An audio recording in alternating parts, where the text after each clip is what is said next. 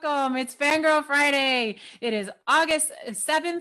I think during the pandemic, we're losing time of our dates, but still Friday again. I'm Anita Castellar. Welcome again. If you have seen us before, I thank you for spending your time with us one more time. If you haven't, you're in for a treat. It is Fangirl Friday Live, and I am Anita, like I said, also CEO of Fangirl Consulting and Brand Management, which is our company.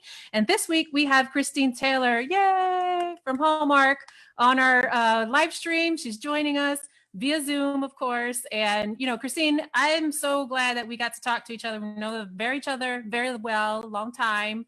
But, we never got to talk about our like, in this kind of fashion, our backgrounds, our work, environments, and sharing, our experiences in this way. And then, we had one experience last year where we got to talk to some young women at New York Comic Con about being a fangirl and also being a boss. But, this is the first time that you come on our live stream. So thank you. Happy to have you here. So, tell us how you're surviving pandemic world like COVID and working from home and stuff. Well, it was interesting. Actually, right before the pandemic, I decided to relocate to Los Angeles. So I was planning to actually work remotely from Los Angeles, since so much of the licensing content that we work on is here.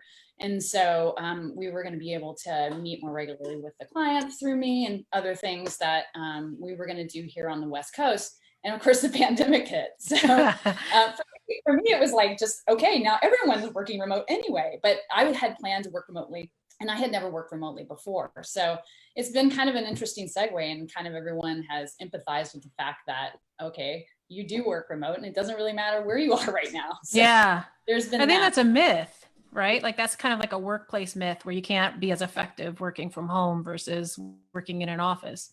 Yeah. And it's, in some ways you're working more because you're just like, it really just depends. Cause you can really focus. You don't have like side things going on.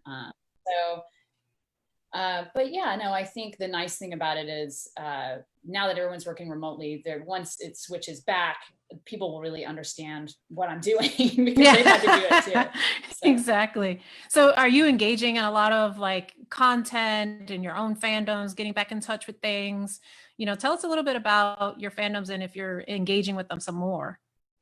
I'm trying to. It's trying to keep up with just pop culture in general by streaming and binge watching, but I also had to spend a lot of time just moving and getting organized. So there's that. I wouldn't say any more than normal. I'm reading the trades, and I'm keeping up with all the articles in the news that are going on with all of the things that I love. I'm sort of a cross-pollinated pop culturalist, I guess. So there's not very many things that I don't love, especially in the sci-fi realm. Yeah. But as you can tell from some things around, Star Wars is my home base fandom. It's what I've loved since I was 5 years old. And so yeah. And since I work on a lot of these properties too, I can stay up to date with them through our licensor. Yeah, that's the easy part of kind of what we do, right? Where we always know the new inside scoop from what's coming. But, so you said Star Wars is your home fandom. So what else was that the biggest influence for you growing up, or were there other influences as well, things that you loved? Yeah, Star Wars is absolutely the largest influence. It was the thing that I had all of the toys. I actually wanted to always be Han Solo, not Princess Leia. And all the other girls wanted to be Princess Leia if you were to act out Star Wars, which we did often. And I just remember pulling the toys out and seeing the movies, and I was hooked. And my parents can attest to it. I was obsessed with it. I was in the fan club. I wrote Harrison Ford and asked him to marry me. But the other really big one was probably Wonder Woman. I was the age of Super Friends and like Linda Carter Wonder Woman on television. And so when there wasn't as much things on television, you had certain things you gravitated to. And so, I had my Wonder Woman underoos. And, oh my gosh, underoos, man, I love those things. They were amazing. Yeah. Now I'm showing my age. Well, I think they tried to make a comeback. They did. They're out there somewhere, I'm sure. I'm wearing them now. Why not? You could be wearing them with no pants on right now. No one would know. Nobody knows. I work in regularly. If we could do interviews, with no pants on, why can't we do this? So, okay. So you had Star Wars as your biggest, influence, Wonder Woman, you are the creative director at Hallmark. So tell us how you got there. Tell us that journey and then what do you do then for Hallmark? Yeah. So, I had, no one has a really direct career path. I actually have a degree originally in psychology. And after 5 years of psych working in the field, I just really wanted to get back to my roots in design because I grew up doing just about everything in the creative realm, whether it be art, photography, theater. And I really actually wanted to originally go to film school. And I fell into a really cool design school in Atlanta called Portfolio Center, and did graduate studies there in design. And why I worked in a few agencies on some more like branded type and branding type projects, I was scooped up from school to go to Hallmark, and I was a designer for about 4 years in Hallmark in various areas of Hallmark, including their corporate branding group, gift books, things like that. And I was targeted as a succession plan for this role as a manager in licensing. And I had coincidentally had been reading they worked on Star Wars. And I was like, really? And so it was actually a little bit kismet in that it all kind of worked out when a role came available. And we were adding on more, we were doing more sound cards around that time. And so we were adding a lot of Hollywood content, stuff that just I ate up as a kid. I had just fed my brain with everything TV and movies for so long. So it was a perfect fit, honestly. And so my official title is actually creative manager in licensing, where I manage, all of the different product development that goes from our planning teams, which would be our ornaments, gifts, cards, plush, whatever it is that touches Star Wars or DC Comics, Harry Potter, any of those things. I basically help the teams make sure that the approvals go well, work on both from a strategy planning end and also from a product development end, ensure that it follows the brand needs of the individual license. Right. So I just kind of work between the studio and the teams to make sure the product's right. And then how it changed over to sort of creative director, PopMinded in particular, is we started going to fan conventions about 12 years ago, and I helped spearhead some of those. We, not too long ago, probably 2016, decided, we kind of hit a stall. Like, we go show up the same way. We were expanding to more conventions, and a lot of our stuff was Star Wars focused because we were in the Lucasfilm Pavilion in San Diego.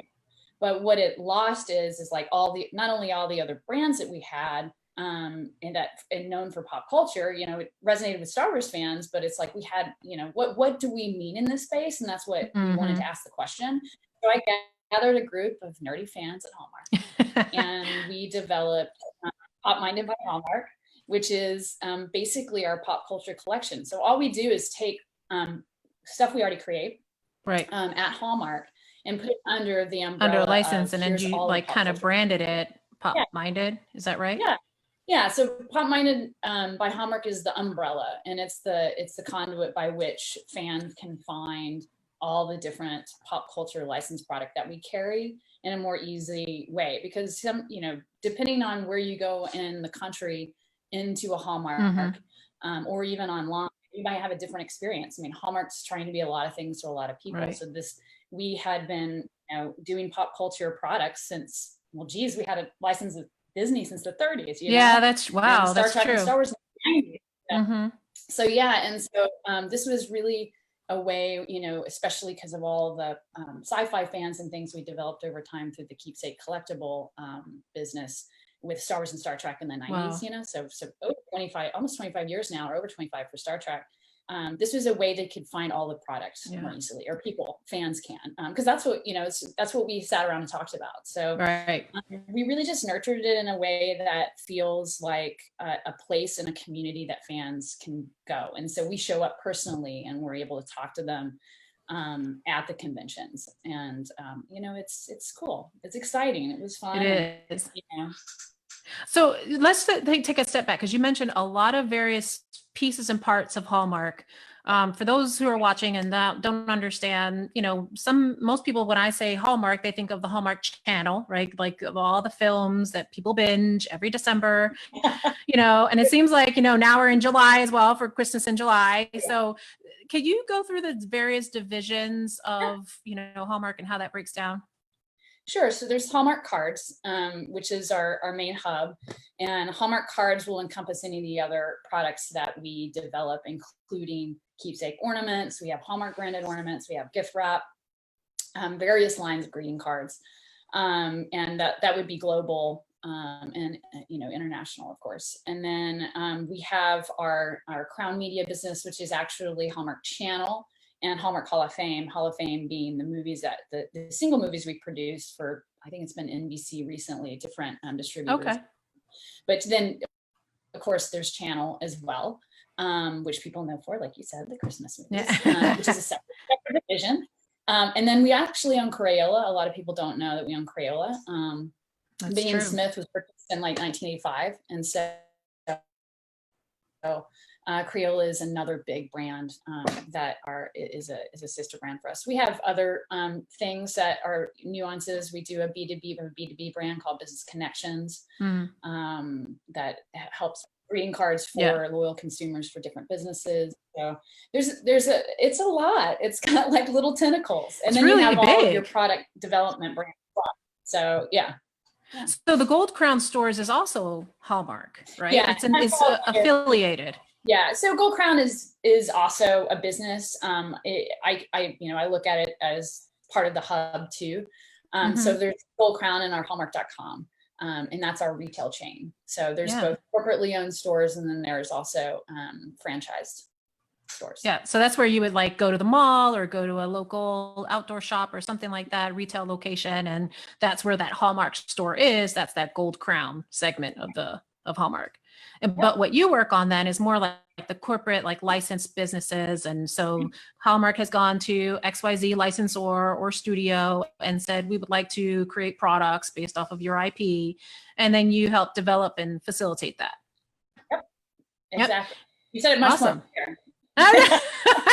Well, I'm trying to, we get a lot of, folks that are in the industry and not in the industry that may tune in and watch. And so, we're all about unlocking that business behind the fandom and unlocking, some of that knowledge. So just trying to like summarize a little bit, but I think we have someone question from Frage. So an alumni question from Frage. How do you see the move to virtual fan events affecting the licensed merchandising business? So how do we see the move to fan events affecting our business? I mean, it's big in many ways because I think there's a face-to-face connection that is lost. I think, and for us, 5 days of being able to talk to the fans, sell our core merchandise, of course we can sell core merchandise and already sell core merchandise online. But you don't, and at least for now, from what I've seen online, that's been an attempt. It's not the same type of connection. You can't get the same energy and excitement. Now, that said, we still have our exclusives that are sold, and they're still ever popular, and now even more popular because they don't now have, that price of entry to get into Comic-Con. True. Now it's open to everyone. So we weren't prepared for, quite frankly, to be transparent, we're not prepared for the demand. Wow. Because, we didn't know till 2 months before there wasn't going to be a Comic-Con. So, where it's gonna affect it is like, where does that go next? I think the positive flip side of that is it's teaching people to be better online and to create better consumer experiences online. If they haven't delved into that already, they need to. It's going to be essential to have that seamless shopping experience. And then what is that next level? What does digital shopping experience mean? When can you connect with a consumer like this through some of the technology that we have? I think that will be an interesting thing to see how it evolves. I wonder if conventions will actually start having digital components. I'm sure that they will. So they can include. Yeah, become like the hybrid model or something like that, Yeah, right? Yeah. I would think so. I mean, it does allow more people in. I mean, still have the exclusivity of what it's like to be at the show physically, but Mhm. also what is the extension of that look like online? Right. And so in the future, it actually may provide more opportunities for businesses as you work in both, you do both realms when you do a convention. So Yeah. you just have to think about it. So You but might have to think about that, right? Like conscientiously actually incorporate that into your product or into the launch of the product itself, thinking about how does it appear or how does it behave online as well as in person. I agree with you though, like that whole, it's unfortunate that we've gone virtual because of everything that's going on. But on the other hand, there is that lower barrier to now get in. And, it's really the fandom piece is really about the community and that energy and everybody feeding off of each other in that sense. And, it really is a shame that we're not together there. But on the other hand, there are opportunities and avenues like this where we could actually showcase the product or talk about the product. In fact, why don't we do that now? Because I think we have some really cool projects that you may have worked on or know about, having worked with the licensors. So why don't we talk about, for instance, Star Trek. You mentioned Star Trek and the longevity of that program. So talk to us a little bit about that program and licensing and the fans that go with it and some of the products you guys offer. Yeah, we started licensing Star Trek back in '91. And so it was interesting. It actually came from a sculptor who was a huge Star Trek fan.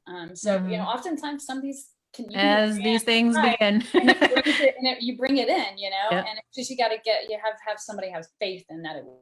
And knowledge. You have to have the knowledge base of the actual fandom to be able to, effectively create a product from it too. But we were just talking about Harry Potter. And also I like this shot because it has a wide variety of product in it so that you guys have evolved, not just from greeting cards, which is also included in there, of course, but you have now, the ornaments, of course, and then tree toppers, but also the itty bitties. So you want to talk a little bit about the itty bitties because they're really fun.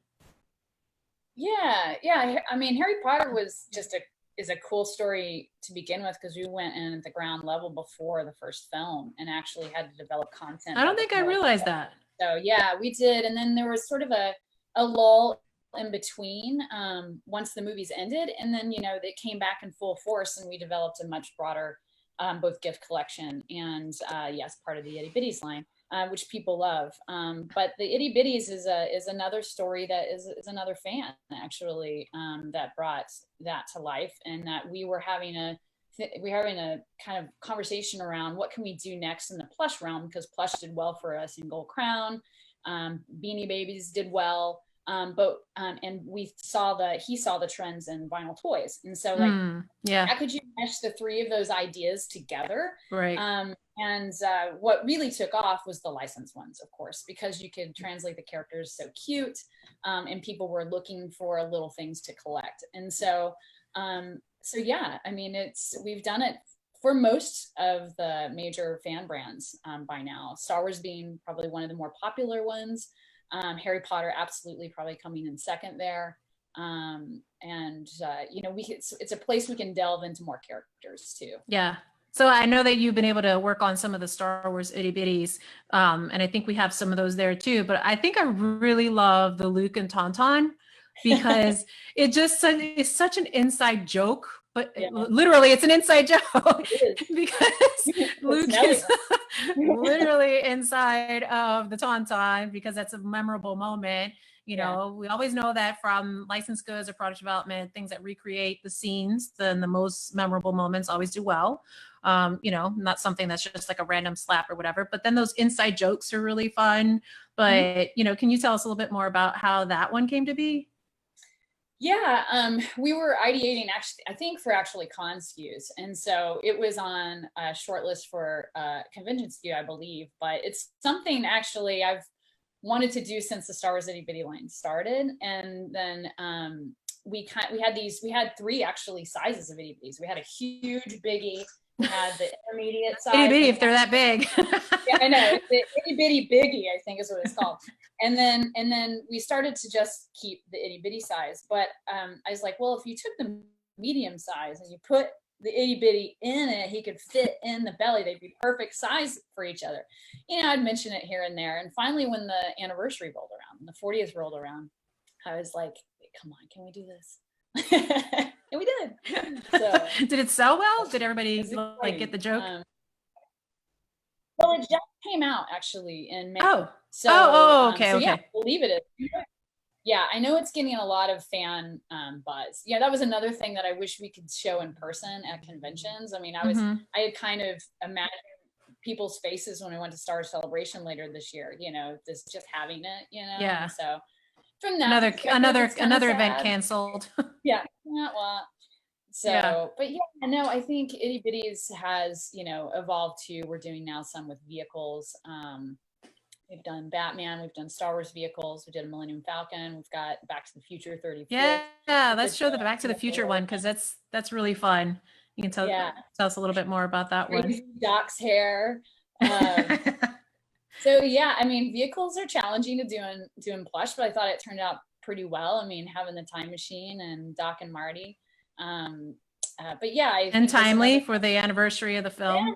This year. Yeah, absolutely. Yeah. We have a complimentary Marty McFly ornament as well. So, yeah, it's we like to kind of do a nod to some of those pop culture anniversaries in our product lines. So yeah, and I think your favorite ones though to work on were probably the Star Wars lines, were like the Cantina. Yeah, I mean, that one's close to my heart. They started at the convention too, and then they started doing the normal Luke, Leia, Han in the store line. But I mean, I think I brought in the picture of myself pulling out my action figures in 1978 for my Christmas stocking. I still have that picture. And I just wanted people to actually have that relived moment, And so we were already doing sort of blisters for 2-packs. And I was like, what if we just turn that into an actual blister pack that is like a carded figure? Yeah. So that's pretty fun. Yeah, and that one was one of my favorites for sure. That's pretty fun. We actually have another question or comment. Yeah, so circling back to talking about events from Mark Edwards, what do you think of brands that are starting to embrace 360 live streaming? Do you see that being the newest part of bringing the convention experience to fans? 360 live streaming, if that's going to be the new kind of trend to bring out the virtual events. Hey, Mark, by the way, thanks for tuning in. So I guess I have to confess that I don't know much about it. I know 360 on our cameras and such, but do you know much more about it and being used in cons? No, I mean, I haven't. I know that conventions are exploring any ways to have a more robust consumer experience. And I think people were caught off guard to be able to do stuff quickly. I'm also personally not 100% familiar with that experience, but I think whatever the technology is, in order to really be able to get that same energy, there has to be some more connectivity than what I've seen in regards to the fan experience, especially for exhibitors, it's not just about going and saying, oh, here's your product link. Is it that, we're available, at least via virtually, to talk and ask questions, and when are we available? Right. And, that's the other thing, is then you have to schedule it. You can't just I'm going to go to this booth now and talk. Yeah. Yeah, I mean, I think it'll be clunky for a little while, but I do believe that, like I said, it's supplementary. I think it's just going to be supplementary. I don't think people are going to completely abandon the in-person, but it might get right-sized, because other people can participate virtually, and you have people that can't fly across country or can't go to certain conventions for various reasons, or don't have the money to do it. So now it's a way for licensors or studios or anybody to get their content out even further, right? Have more people watch it, have more people engage. Speaking of engagement, I think we have another. Yeah, this one's actually more for Anita. So from Hoffman 1971, what is your history working with Hallmark? What did you develop with them when you were at Disney? So thank you for that question. I know Hallmark and the business on a peripheral basis, basically. Because number one, I know Christine for quite some time. We move in similar circles, and then we just kind of became very good friends. And that's also how I got to learn more about the Hallmark business. But having been at Disney parks and also at Lucasfilm and Disney Consumer Products at the time, again, I was on the outer skirts of it because I didn't actually manage the business of greetings or social expressions as they, tend to be bucketed on contracts. I mostly worked on the hardlines businesses, which had a lot to do with collectibles, statues, prints, but then also, costumes and toys and electronics and sporting goods and a bunch of other categories. Basically anything you didn't wear, but then also things you didn't actually use for decorating your home and things like that. That was also another division. So really, my connection to Hallmark has been at an arm's length.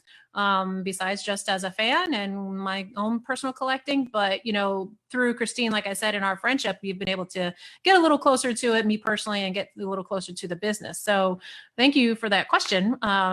Sorry, it wasn't a little bit more like, oh, I did this, but I do know some folks that have done some really great work. Now we have the Death Star, tree topper, which of course, that was another project that you have worked on, I'm sure. So a fan request. That was a direct fan request from Comic-Con and Star Wars Celebration for 10 years is the most requested item. And we finally made it. For 10 years? I didn't know it was that long. Yeah. Like I knew it was a bit, but. It was the first convention I ever went to, Star Wars Celebration in 2007. It was requested, and every convention since then, someone would bring it up. When are you going to make a Death Star tree topper? And I think they thought it was tongue in cheek. And then people really started to build Legos out of them and started to make their own. I was like, God, we got to do this. We got to do this. And so we did it. So, and I would imagine it sells well because you continue to do it. So, obviously. I think the last year it sold was last year or the year before. So, but we sold it for about 3 years. Mm-hmm. Oh, wow. So, that's pretty good life, cycle considering, these things dip in and out.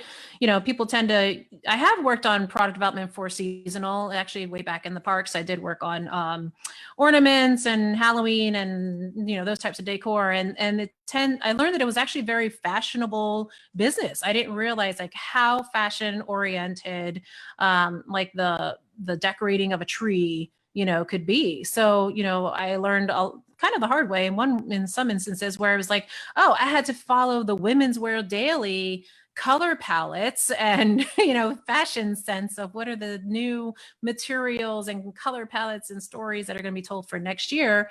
And then translate that sort of into, okay, we're going to do this type of tree skirt or this type of ornament styling, or, if the lumberjack black pad was back in, we had to figure out that thing. Cause I didn't realize, but a lot of people actually, and you might know this more than me, of course, but really they take out their ornaments or their whole scene, their theme, and then redo a whole different theme next year. They literally just buy a brand new whole theme. I mean, do you find that in your business as well?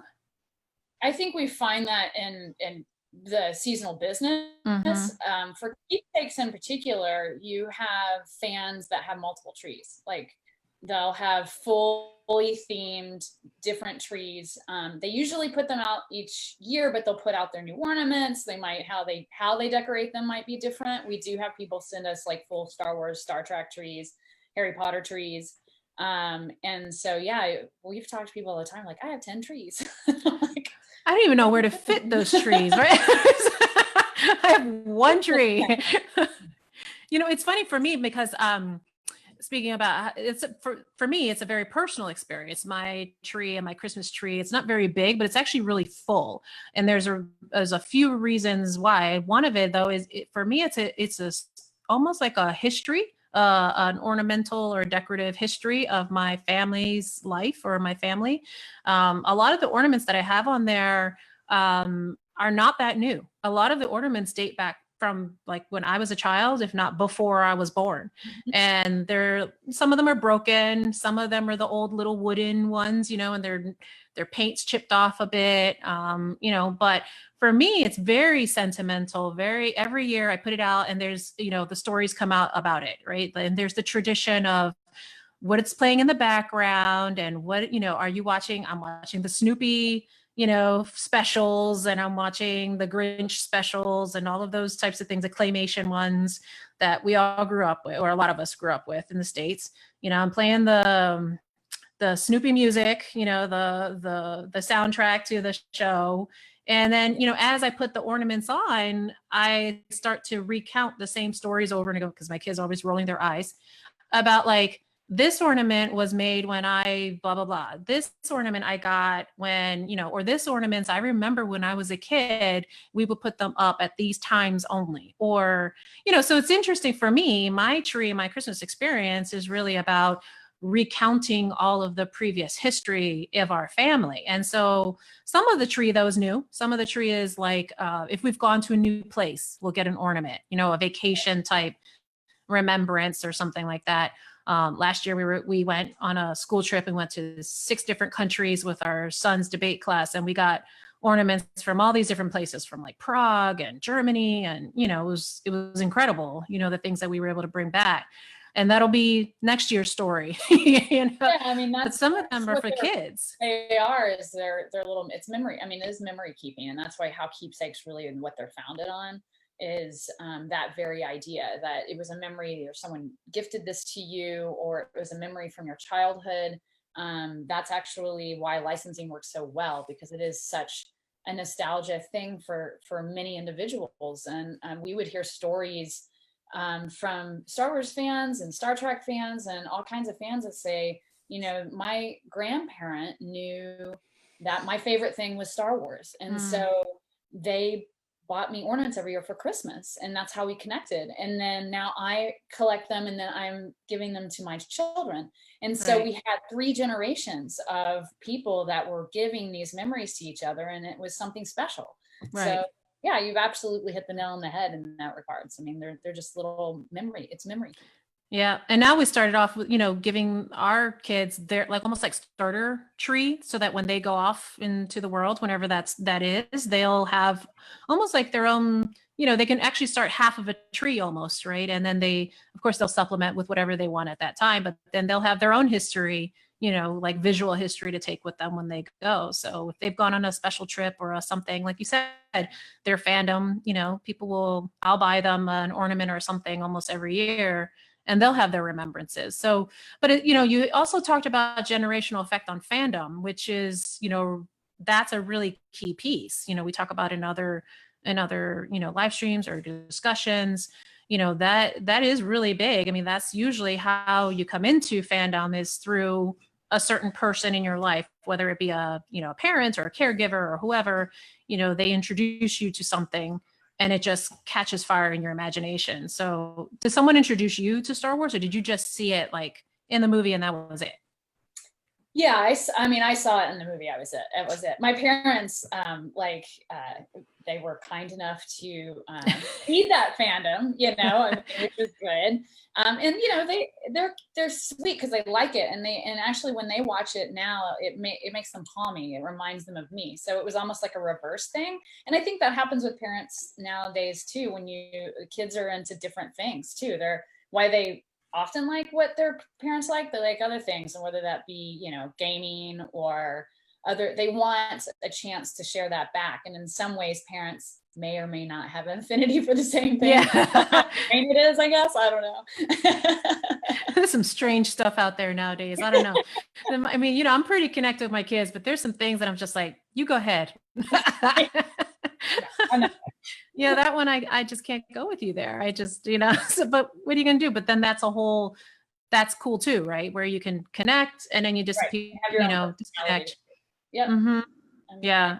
Part of it. And I think that's why licensing's gotten so big, because of the individuality. I mean, we also grew up at a time where there was a lot less content, and now the content sector has exploded. I mean, when you add streaming to that, when you add people making their own content on YouTube and becoming their own celebrities, I mean, it's like there's an endless amount of content, and so that's what makes it also a little bit more complicated today than it. How do you choose now that there is so much content? Before there were 4 channels, 6 channels, and you had to turn that knob, right? But now, how do you choose as far as for your own work and your next like iterations of licenses? How do you do that? Yeah, I mean, it's difficult. You have to kind of just keep an eye on what's going on. I mean, for us, we also have to maintain a certain amount of licenses. We can't do everything, right? So we try to see where some of the trend lines are going. Like, when trend lines started to go up for gaming, we've been slowly trying to add to our gaming portfolio. Um, but it is hard, and there's we sometimes we've taken chances with licenses and they haven't worked out, and Yeah. you just do that, and that happens. And so what we've done is we have tried to think of a model that's a little more short term, where we can try things try things out first, Like so a testing strategy. yeah, more of a testing strategy, a shorter term, and just get it out and try to be of the moment when it's hitting hot, because who knows, I mean, that's the other thing, is a lot of new properties churn quickly, and so Yeah. development cycles do not follow No. popularity cycles. So How long does it take to create an ornament? I mean, from concept to finished product on shelf, I mean, it can be it can be 18 months, because It's like a toy development.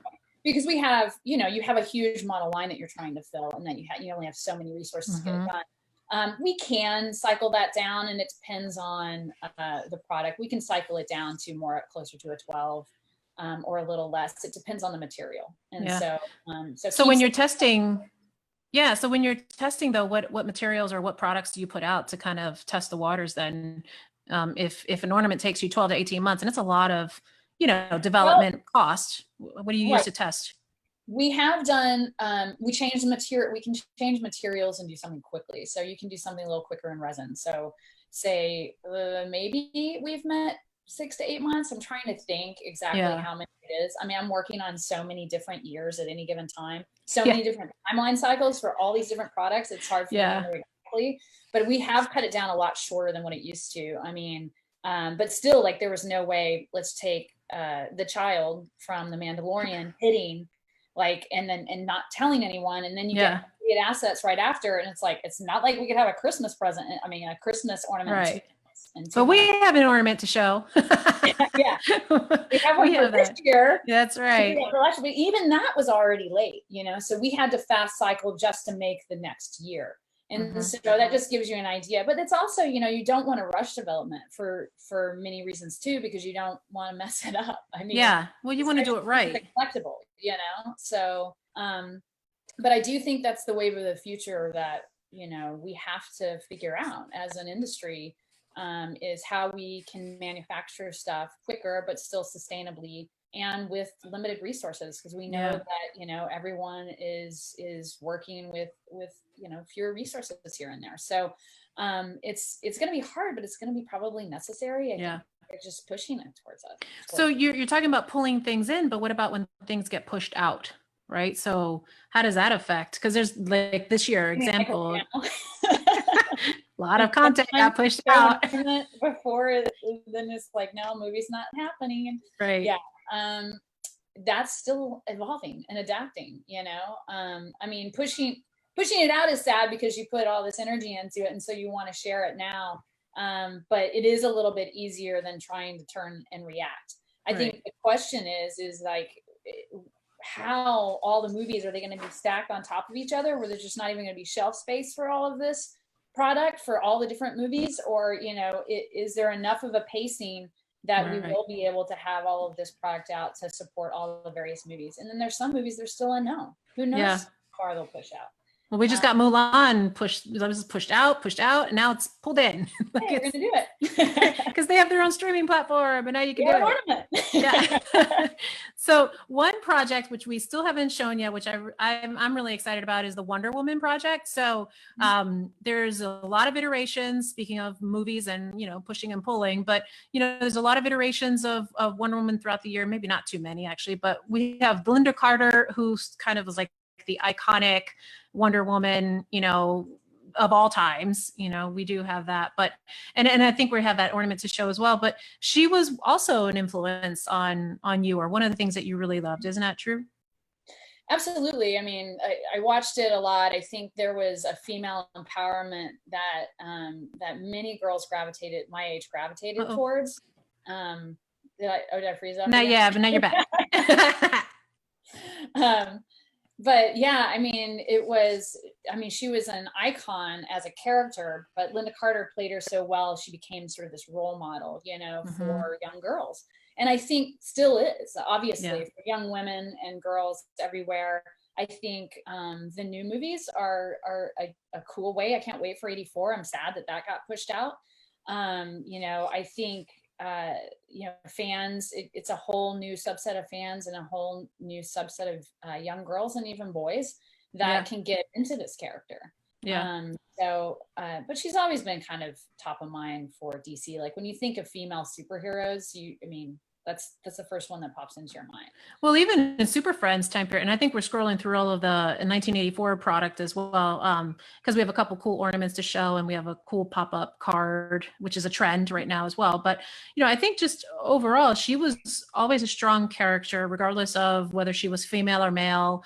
And you could tell that because when we were kids, Super Friends, a highly male-centric show, we had all of those guys in there, and then we had her. Right.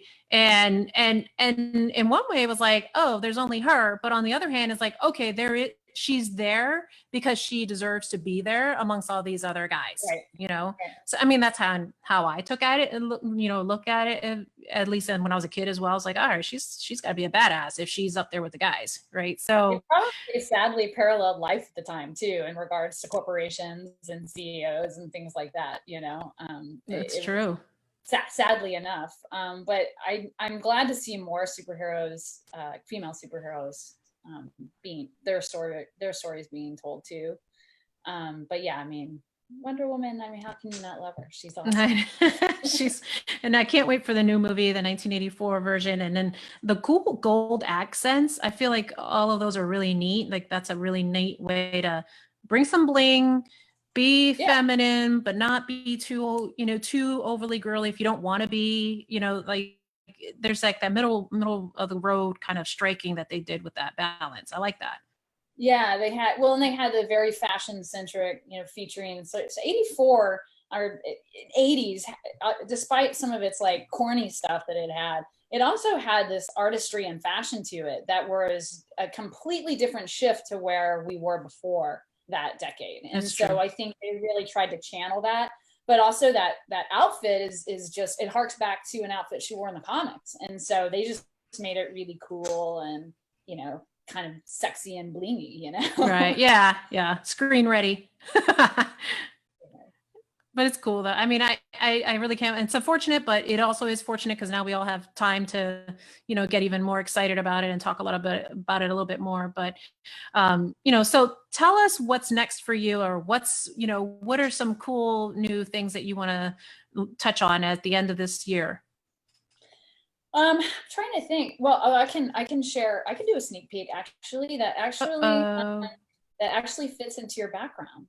Oh, really? I don't even know anything what's going to happen next. So we're all going to be surprised. Yeah. Oh, that's so cute. Oh my gosh. The Demogorgon is so awesome. Yep, you're good there. So much fun. I'm used to that reverse thing yet. So Stranger Things is a new one for us. Another thing you can see coming next year is something that fans have been asking for us to sign for a long time, is something I'm wearing, Doctor Who. So nice. Those are some new things that I'm working on. We're already starting to think about cons for 21 and 22. So we have not abandoned that idea. The community must gather. Yeah. So those are the things that I'm working on now. And then really trying to figure out, what's next, and, like all companies are, in regards to how all of what has happened over the last 6 months is really going to change or pivot course of action that we'll need to take in order to, whatever the culture shift it brings. Obviously digital is one of those things right now. It's like figuring out in a way that's going to work. But seeing what trends that were going on that will no longer continue, and trends that actually will get bigger after this is all over, because people don't want to be online anymore. Right. I agree.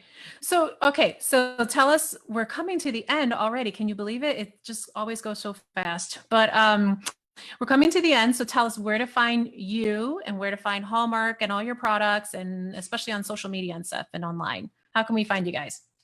Yeah, you can, I mean, if you want to look up the pop culture stuff specifically, so our licensed pop culture things, we do have a popminded.com that collates and brings all of our pop culture stuff under one collection from hallmark.com. But of course, you can go to Hallmark Gold Crown stores, hallmark.com. We distribute to, most major retailers, depending on what the product is. Itty bitties and keepsake ornaments are more centered to Hallmark Gold Crown. And then if you want to follow us, we're on Instagram at PopMinded. And then, Hallmark has its accounts too at Hallmark on most major channels. Hallmark Gold Crown has one, and Hallmark Keepsakes has one. So you know what you would do if you're only interested. The only one that doesn't have it is the movies. Yeah, no, they have their own. I'm just talking about from the products that I work on. I don't work on them. Can you imagine me working on a Christmas movie? That would be the most hysterical Christmas movie ever. Maybe I should. I live in LA now. Maybe I should offer my services. I think you should. I think everybody who lives in LA should always try to get in the movies. So thank you, Christine Taylor, for joining us from Hallmark. Always, joy to see you because I love you so much and you're my very good friend. But then also, it's really good when we can actually marry up our friendship and our fandoms and also our business life. So thanks for sharing some info and input, and hopefully everyone who has joined us this week, thank you again for joining us. And also hopefully you learned something, and drop us a line, drop us a like. Don't forget to subscribe on YouTube because this video will be there in the next couple of days, and there's some previous ones which are really great as well to catch up on. Find us on Instagram, find us on Facebook, or find us wherever you want to find us because we're pretty present everywhere else. Thank you again. Thanks, Christine. Talk to you soon. Yeah. All right. Bye, everyone.